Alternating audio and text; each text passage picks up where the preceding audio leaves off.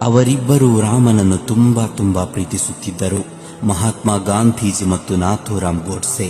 ಆದರೆ ಗಾಂಧಿಯ ರಾಮ ಸೌಹಾರ್ದತೆಯ ಪಾಠ ಕಲಿಸಿತು, ಗೋಡ್ಸೆಯ ರಾಮ ಸೌಹಾರ್ದತೆಯ ಪಾಠ ಕಲಿಸಿದ ಗಾಂಧಿಯನ್ನೇ ಕೊಂದು ಹಾಕಿತು. ಆದ್ದರಿಂದಲೇ 1948 ಜನವರಿ 30ರಂದು ತನ್ನ ಬಂದೂಕಿನಿಂದ ಗುಂಡು ಹಾರಿಸುವುದಕ್ಕೂ ಮುನ್ನ ನಾಥೂರಾಮ್ ಗೋಡ್ಸೆ ಮಹಾತ್ಮ ಗಾಂಧಿಯ ಕಾಲಿಗೆ ಬಿದ್ದು ನಮಸ್ಕರಿಸಿದ್ದು ಆ ಗಾಂಧಿ ಸೌಹಾರ್ದತೆಯ ಪಾಠ ಹೇಳಿಕೊಟ್ಟಿದ್ದಕ್ಕಾಗಿರಬಹುದು.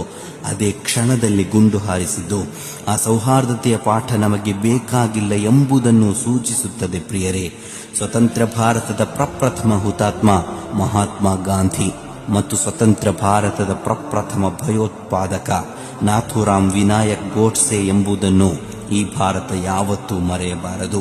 ಧರ್ಮ ಮುಖ್ಯ, ಧರ್ಮಾಂಧತೆಯಲ್ಲ ಜನರೇ. ಅಲ್ಲಾಹು ಅಕ್ಬರ್, ಜೈ ಶ್ರೀರಾಮ್ ಎನ್ನುತ್ತಾ ಇನ್ನೊಬ್ಬರನ್ನು ಅನ್ಯಾಯವಾಗಿ ಕೊಂದು ಹಾಕಲು ಯಾವ ಧರ್ಮ ಹೇಳಿದೆ?